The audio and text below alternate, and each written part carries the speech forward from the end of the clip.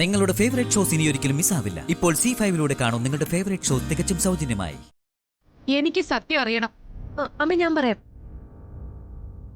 ഒക്കെയും കാരണം ഈ ഐശ്വര്യ.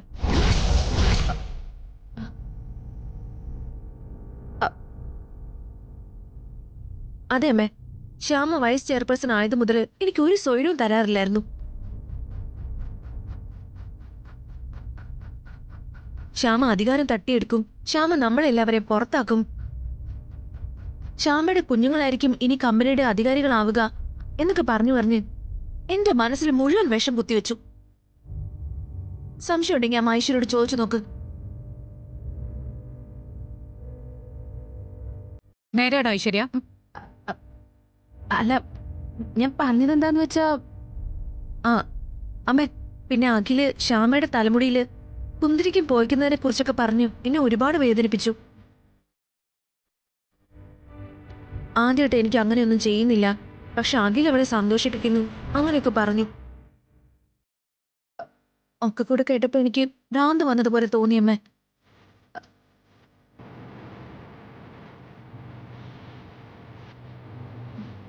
അമ്മ പറ, അമ്മയുടെ മനസ്സിൽ ആരെങ്കിലും ഇതുപോലെ ഏഷണി പറഞ്ഞ അമ്മയും ഞാൻ പെരുമാറിയതുപോലെ തന്നെ പെരുമാറില്ലേ?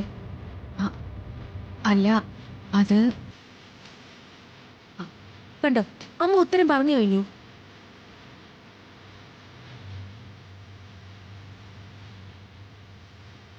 അമൃത പറഞ്ഞതൊക്കെ സത്യമാണോ?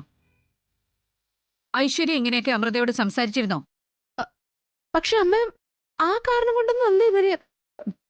ചോദിച്ചതിന് ഉത്തരം പറ ഐശ്വര്യ. അമൃതയോട് ഐശ്വര്യ ഇങ്ങനെയൊക്കെ പറഞ്ഞിരുന്നോന്ന്. ശ്യാമയോട് അമൃതയ്ക്ക് ദേഷ്യം ഉണ്ടാവുന്ന തരത്തിൽ ഏഷണി പറഞ്ഞു പിടിപ്പിച്ചോന്ന്. പറ ഐശ്വരി, വാ തുറന്ന് പറ, എല്ലാരും കേൾക്കട്ടെ. പറഞ്ഞ ഓരോ വാചകങ്ങളെ എന്റെ മനസ്സിലുണ്ട്. ഐശ്വര്യടുത്തി, അമ്മയ്ക്ക് മാത്രമല്ല എനിക്കും അറിയണം. ഐശ്വര്യടുത്തിയല്ലേ അമൃതയെടുത്തിയ ശ്യാമയും തമ്മിൽ തെറ്റിച്ച്? അത് ശരി, ഇപ്പൊ വാദി പ്രതിയായോ?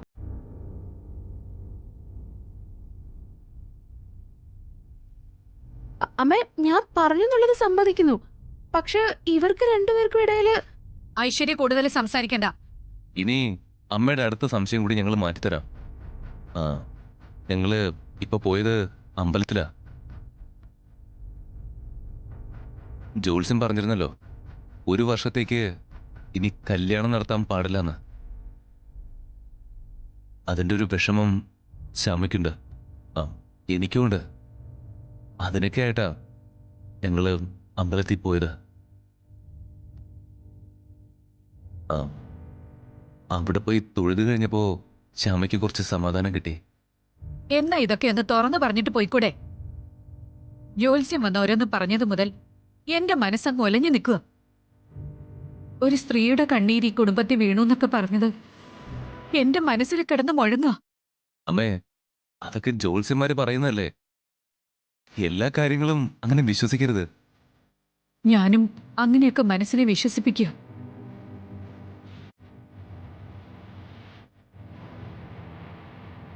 ഐശ്വര്യടുത്തി, ഒരു മിനിറ്റ്. സർ റൂമിലേക്ക് പൊയ്ക്കോ, ഞാനിപ്പോ വരാം.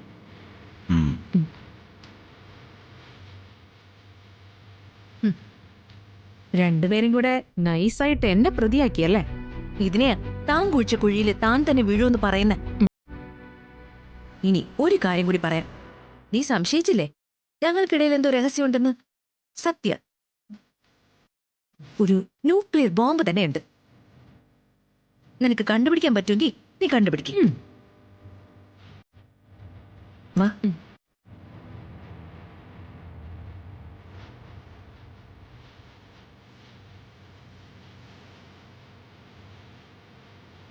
അത് ശരി, അപ്പൊ കൂട്ടായിട്ട് കള്ളക്കളി കളിക്കുകയാണല്ലേ? ശരിയാക്കി തരാം. വിസ്മയെ ഇന്ന് സോങ് ഫെസ്റ്റിൽ പാടാൻ വിളിച്ചിരുന്നു. ചാർമിളെ കിട്ടാത്തതുകൊണ്ട് വ്യക്തമായ ഒരു മറുപടി കൊടുത്തില്ല. ഏതായാലും ചാർമിള വന്നല്ലോ, ഇന്ന് വൈകുന്നേരത്തെ ആ പ്രോഗ്രാം അറ്റൻഡ് ചെയ്യണം. അപ്പൊ ചാർമിളയ്ക്ക് അതിൻ്റെ രീതികളൊക്കെ മനസ്സിലാവുകയും ചെയ്യും. അതെ, ചാർമിള ഒന്ന് ഫ്രഷ് ആയിക്കോളൂ. ഞാനപ്പോ അവരെ വിളിച്ച് വിവരം പറയാം, ഞാൻ പാടാൻ വരുന്നുണ്ടെന്ന്. ഈശ്വര, ഞാൻ കെണിയിലായല്ലോ. ഞാൻ വീട്ടിൽ പോയി റെഡിയായി വരാം. വേണ്ട മോളെ, ഇനിയും ചിലപ്പോൾ മോളെ വിളിക്കുമ്പോൾ കിട്ടിയില്ല എന്നുണ്ടെങ്കിൽ അതൊക്കെ ബുദ്ധിമുട്ടാവും. ഇവിടുന്ന് തന്നെ അങ്ങ് പോയാൽ മതി. അല്ല, ഞാൻ റെഡിയായി വരാം. ജഗൻജി പറഞ്ഞത് കേട്ടില്ലേ? ഇനി ഒരിടത്തേക്കും പോണ്ട, ഇവിടുന്ന് പോയി പാടാം. ഇല്ല, അത് പറ്റില്ല. പറ്റില്ലേ? എന്തുകൊണ്ട് പറ്റില്ല? നീ വിസ്മയ്ക്ക് വേണ്ടിയിട്ട് പാടിയിട്ടേ ഇവിടുന്ന് പോകുന്നുള്ളൂ.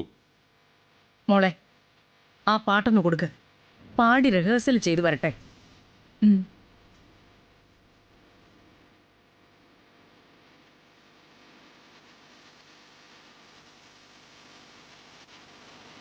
മോളെപ്പോലെ ഒരു ഗായികയ്ക്ക് വലിയ റിഹേഴ്സലൊന്നും വേണ്ട.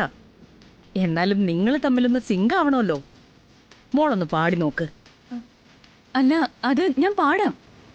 ഞാൻ പറഞ്ഞില്ലേ, ഞാൻ വീട്ടിൽ ചെന്നൊന്ന് ഫ്രഷായി വന്നിട്ട് പാടാം. അതെ, പാടിക്കോളൂ.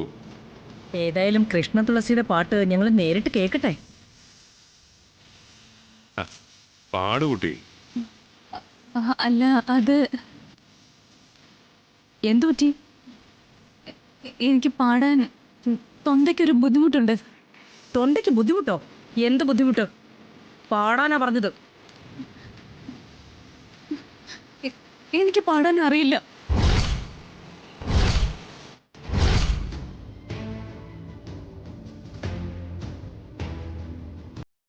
എന്തുവാ പറഞ്ഞേ? പാടാൻ അറിയില്ലെന്നോ? അതെ, എനിക്ക് പാടാൻ അറിയില്ല. നീ എന്തുവാ പറ്റിക്കുവാന്നോ? പാടേ അങ്ങോട്ട്.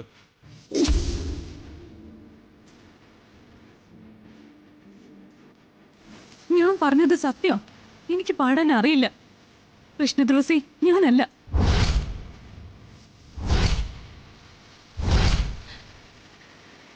എന്താടി പറഞ്ഞ? ജഗൻ വേണ്ട, നീ തമാശ പറഞ്ഞതല്ലേ? അല്ല, സത്യം. ഞാനല്ല കൃഷ്ണ തുളസി. എനിക്ക് പാടാൻ അറിയില്ല. നീ അല്ലെങ്കിൽ പിന്നെ ആരാ കൃഷ്ണ തുളസി? സത്യം പറയണം. എനിക്കറിയില്ല, സത്യമായിട്ട് എനിക്കറിയില്ല.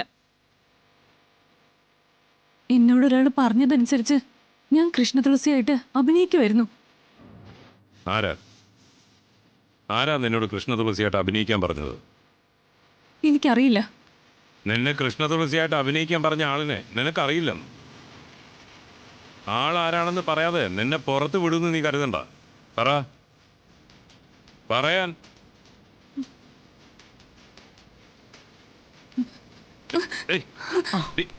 ജഗൻജി വേണ്ട, ഇതൊരു ഇഷ്യൂ ആക്കണ്ട. നാട്ടുകാരറിഞ്ഞ കുഴപ്പം നമുക്ക് തന്നെയാ. എനിക്ക് സംശയം കൂടുക, ശ്യാമ തന്നെ ആവണം കൃഷ്ണ തുളസി.